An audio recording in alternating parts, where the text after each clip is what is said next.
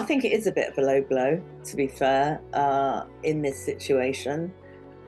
The only thing I think is all right about it is that she's going to be living there and he has access to it. So for their 3 children who, like Christine, are neurodiverse, they've got ADHD, actually to live in a secure, familiar home environment rather than be taken, to dad's apartment or house or mum's house, whatever, at different times.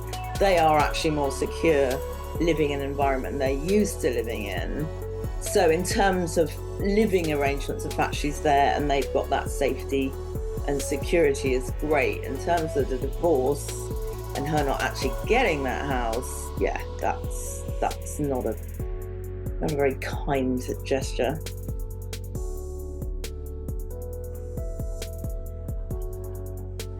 I think she's disappointed. I look at the two of them and we know that Christine has autism and ADHD.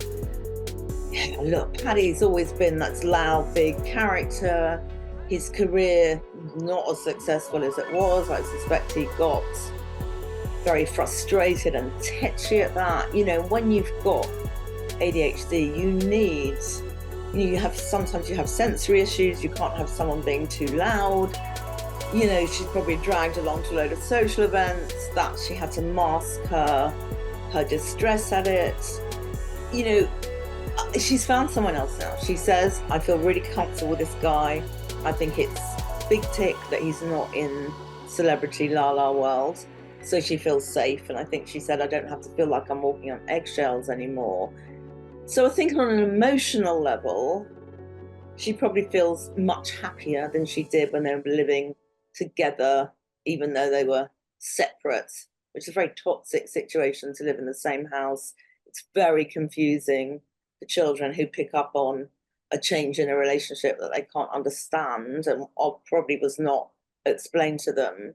So I think on an emotional basis, she's probably okay. On a financial one, probably not very happy. But for someone who does have autism, actually, her prime concern, I think, is just to feel good about herself and to feel that she's with someone who now understands her and empathizes and communicates properly with her.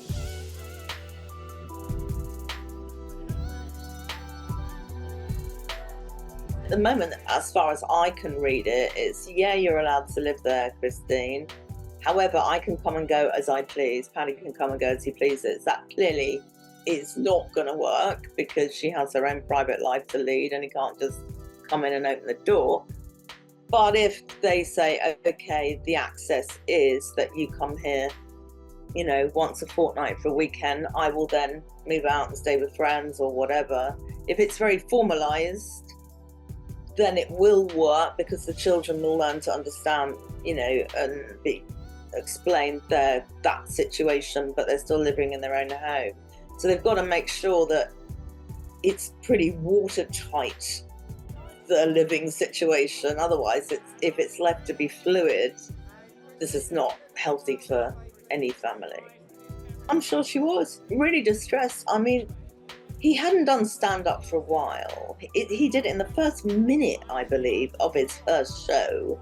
He mocked their divorce, their financial situation. I think she would have felt brutalized by this. I mean, they've just gotten to a stage where, look, it's not perfect, their agreement by any stretch, but that's where they are. And for him then, it just shows his what it showed me was how he never really understood her, how he always prioritized his own career, how he probably didn't accept her neurodivergence in a good way. And yeah, I kind of feel appalled. Is he feeling that he wants revenge? Is he feeling he's been hard done by? I don't know, but it's a really rubbish, unpleasant way to start your stand-up show. She's been very open and candid about this relationship. She met him on her birthday. He's not famous. She feels comfortable with him. He clearly, he understands her more. He communicates better more with her. It will all depend on how resentful he feels. But actually, I don't see he's got very much to feel resentful about, because I think he's the villain of the piece, ultimately. So I hope he's a grown up, uses his emotional intelligence, accepts and is actually pleased that his ex-wife has moved on to someone she feels happy with, and that they'll work a co-parenting situation out together, and he should not be interfering with her current relationship situation.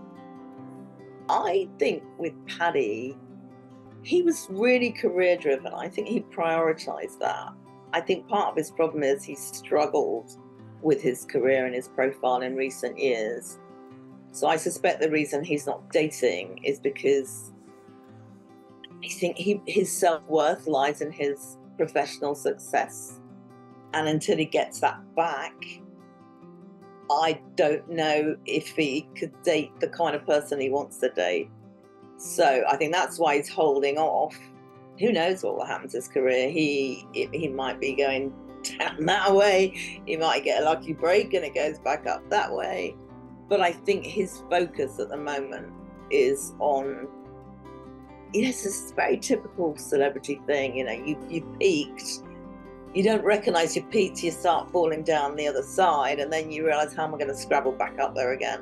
So I think that's what his focus is on. So yeah, he probably won't prioritize his dating life until he feels his professional life is in a better place.